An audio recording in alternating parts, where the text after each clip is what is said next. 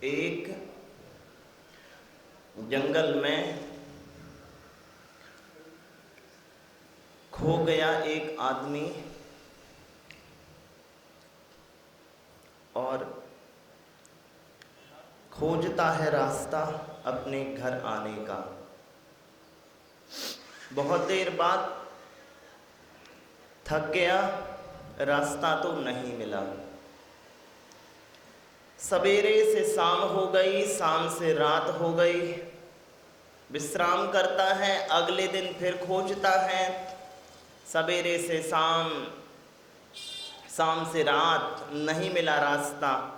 फिर खोजता है, सवेरे से दोपहर, फिर शाम और फिर रात हो गई, नहीं मिला रास्ता। ये अच्छा रहा कि तीसरे दिन उसे एक और आदमी दिखाई दिया। प्रसन्न हुआ कि चलो, मुझे तो नहीं रास्ता ज्ञात है, इसे होगा। पीछे से कंधे पर हाथ रखा और कहता है कि भैया, मैं 3 दिन से खोया हुआ हूँ, तुम गांव जाने का रास्ता जरूर जानते होगे तो मुझे बता दो। वो हंसता है और कहता है कि तुम 3 दिन से खोए हो, मुझे खोए हुए तो 5 दिन हो गए। कोई बात नहीं, 1 से भले 2, 1 से भले 2, दोनों मिलके खोजेंगे। तो दोनों मिलके रास्ता खोजने लगे। दोनों को खोजते खोजते सप्ताह हो गए, महीने हो गए, वर्ष हो गए, रास्ता नहीं मिला। हाँ, हुआ ये कि 2 भटके हुए लोगों को कुछ दिनों बाद तीसरा मिल गया, और तीसरे से 4, 4 से 5, और 5 से 50 हो गए, और 50 से 500 हो गए। जब 500 हुए तो उन्होंने एक गांव बसा लिया, और गांव से कस्बे बस गए, कस्बे से शहर बस गए, शहर से राजधानियां खड़ी हो गई, राजधानियों से देश खड़े हो गए। इसमें सबसे चमत्कारिक बात यह है कि भीड़ इतनी बढ़ गई कि लोग अब मूल प्रश्न भूल गए कि हम किस लिए इकट्ठा हुए थे। अब उस शहर में और कस्बे में और गांव में कोई नहीं पूछता है ये किसी से कि हम आखिर क्यों इकट्ठे हुए थे। वस्तुतः हम इसलिए इकट्ठे हुए थे कि रास्ता खोज सकें बाहर निकलने का।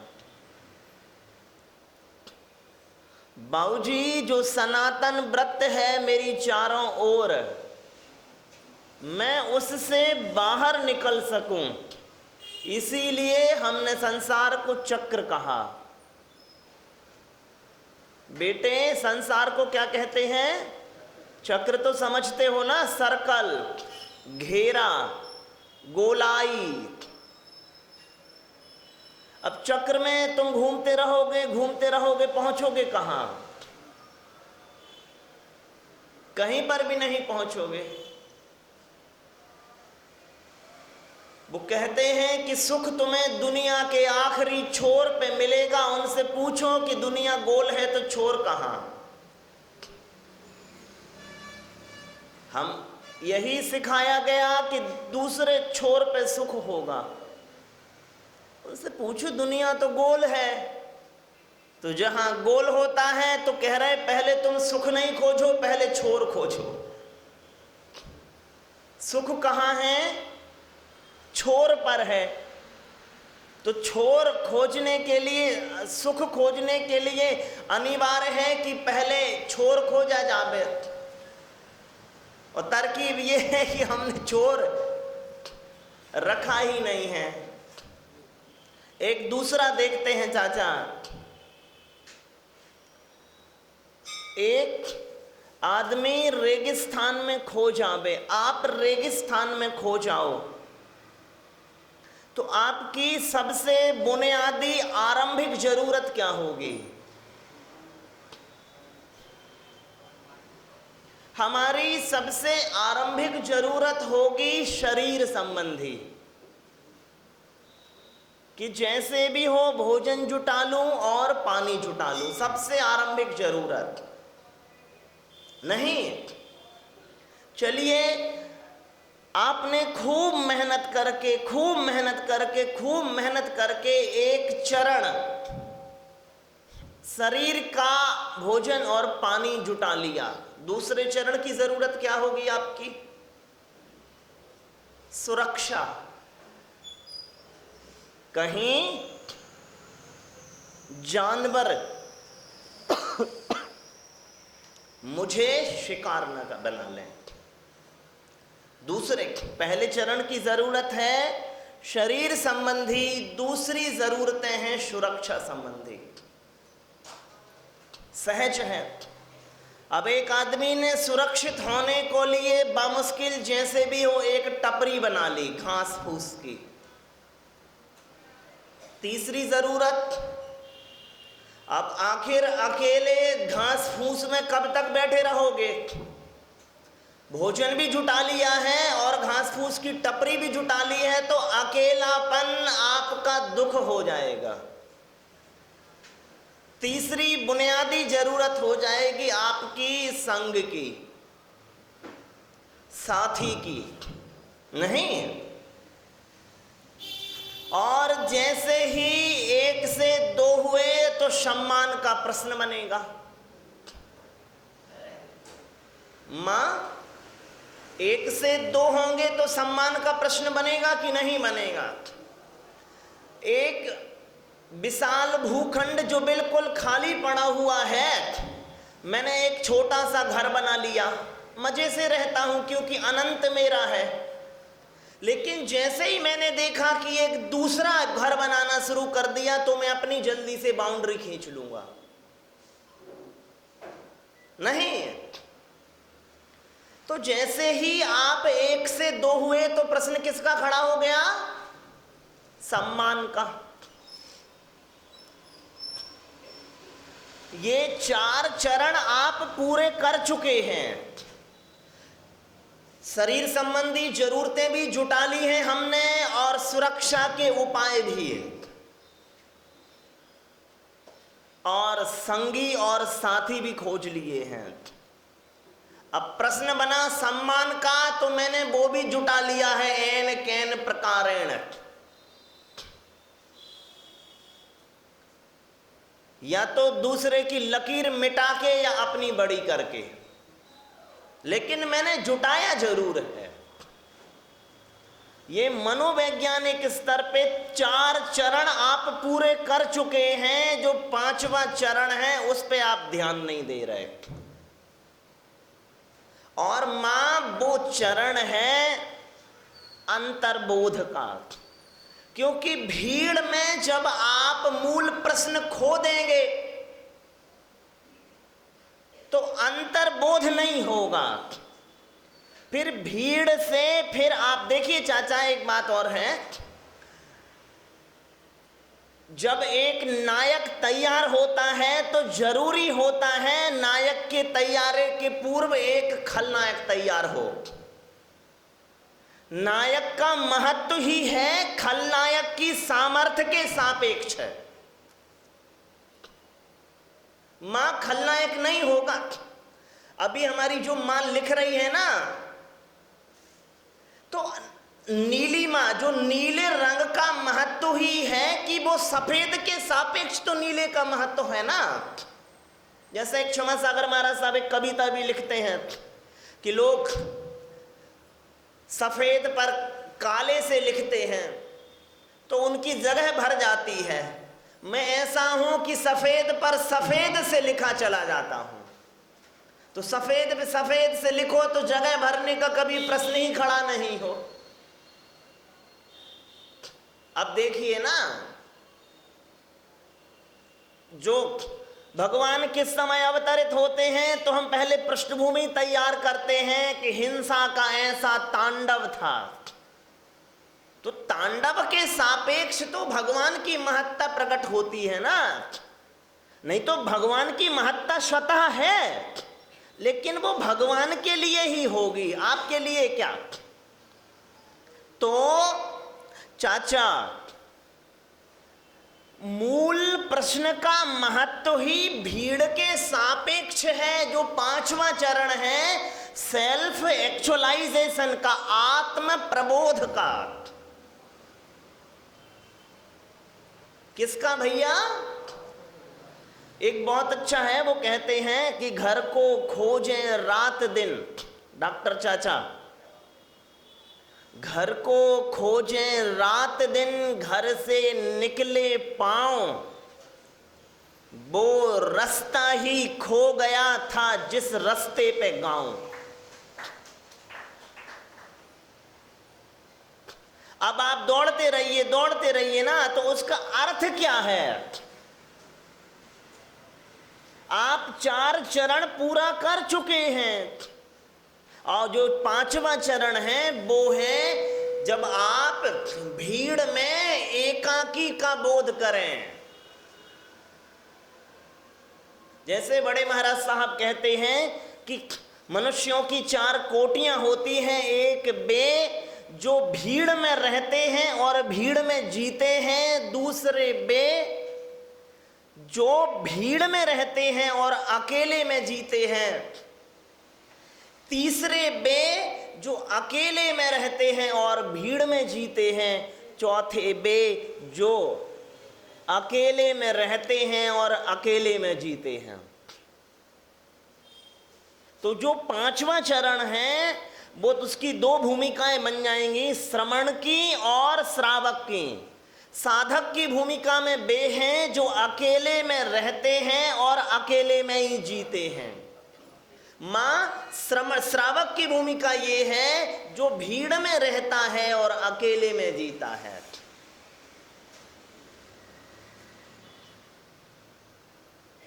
मैं एकाकी एकत्व लिए सब ही आते, तन धन को साथी समझा था पर वे भी छोड़ चले जाते।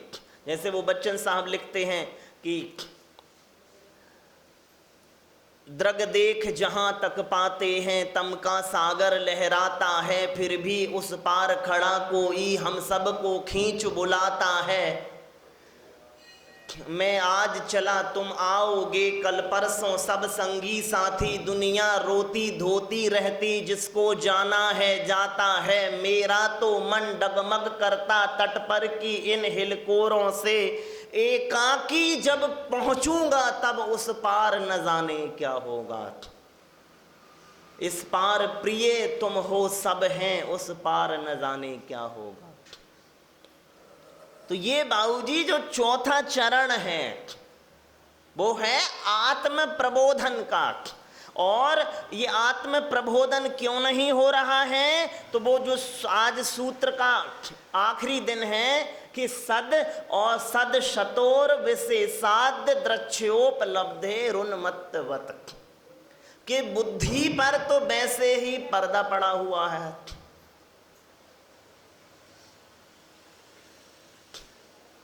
कितने सारे लोग हैं जो शीशे में, मैंने सुना है ईरान में कई सौ साल पहले ईरान में एक राजकुमारी हुई जिसने एक दिन में कई हजार शीशे तोड़े।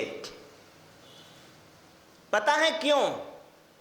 ये कहते हुए कि ये मेरा चेहरा अच्छा नहीं दिखाता है। क्या? कई हजार शीशे इसलिए तोड़ दिए कि ये मेरा चेहरा अच्छा नहीं दिखाता है। बेटा तुम क्या कहोगे उस महारानी, उस रानी राजकुमारी के लिए? क्या थी?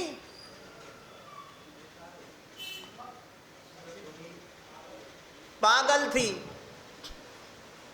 अरे दूसरे बेई आपको दिखाते हैं जो आप हो। डॉक्टर चाचा समझ रहे ना? आपको लोग बेई दिखाएंगे जो आप हो। इसका अर्थ थोड़ा दूसरा लगा लो। जो लोग आपको नाना प्रकार से दिखा रहे हैं वो ही दिखा रहे हैं जो आप हो। आप यदि वो नहीं हो तो वो दिखाने से रहे नहीं। हम सब जो है ना यहाँ पर जो इंडिविजुअल जो यूनिट्स बैठी हुई हैं, ये शीशे के काम करती हैं आपका।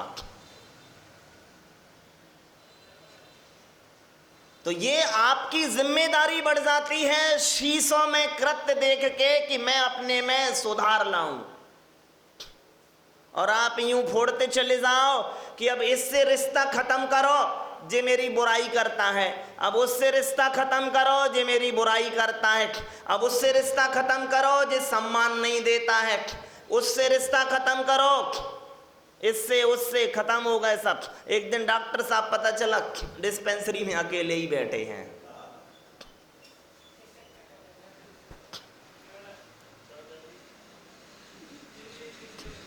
भैया समझ रहे नहीं, जो मम्मियां जो तुम अकेली हो गई हो, अब बड़ी उम्र में जो एकाकीपन का बोध होने लगा है, अब बच्चे ही नहीं आते पास में। वो महाराज श्री कह रहे थे ना, तुम गुड़ बनते तो मक्खियां भिनकती, तुम नमक बन गए। बाबूजी कौन संसार में कौन बच्चे हैं जो नमकीन पने से प्यार करते हैं बताओ? मिठास से संसार में सबको प्यार होता है भैया, नहीं होता है। और हम सब क्या बन गए हैं?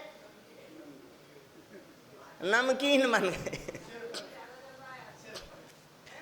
तो देखिए, जो चौथा चरण है, हम इसलिए, पांचवा चरण है, हम इसलिए इकट्ठे हुए थे ताकि रास्ता खोज सकें बाबूजी, रास्ता खोज सके। एक सामान्य सा प्रश्न है कि आखिर आप ब्याहता की भूमिका में क्यों आए? आखिर आप पारिग्रहण की भूमिका में क्यों आए मां? क्योंकि आपको निश्चित ये बहुत पहले बोध हो गया था कि जीवन को व्यवस्थित रखना है तो जिम्मेदारियां बांटनी पड़ेंगी, इसलिए तो आप ब्याह की भूमिका में आए ना। और जो अतिरिक्त समय था वो इसलिए बचा रहे थे क्योंकि हम प्रबोधन की दिशा में बढ़े। अरे आप इसलिए मोहनमा से पूछो तो वे सोच रही थी कि एक ऐसा आदमी मिल जावे जो बाहर के काम देख ले, हालांकि आप तो भीतर की भी देखते हो।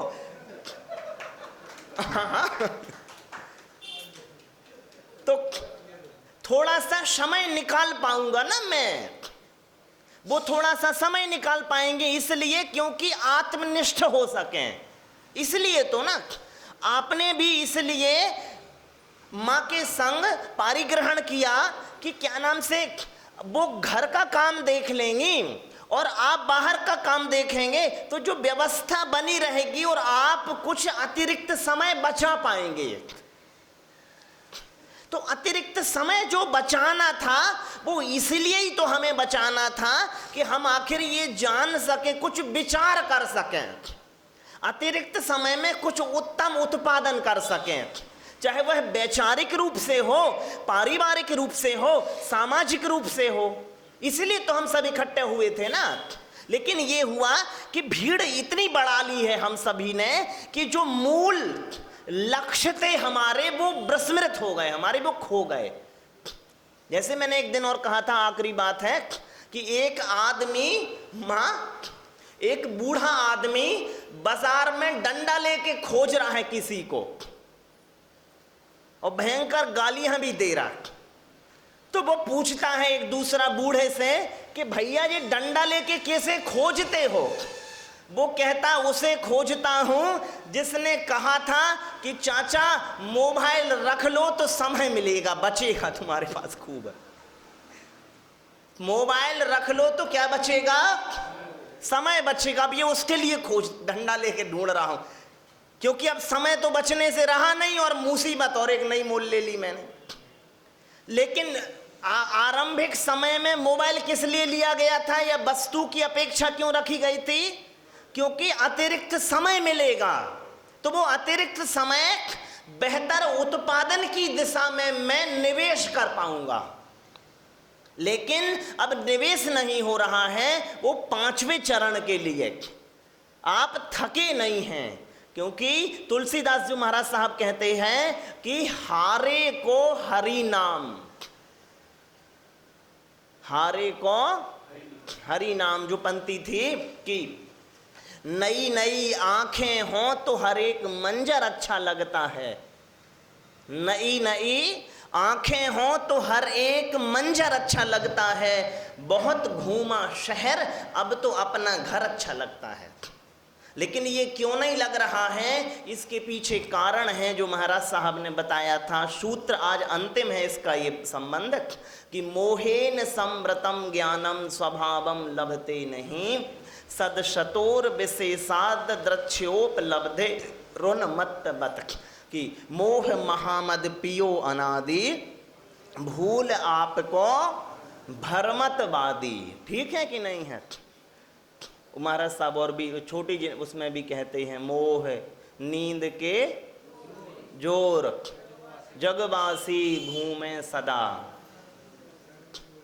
कर्म चोर चहु और सरबस लूटे सुध नहीं। बोलिए श्री पारशुनाथ भगवान की जय।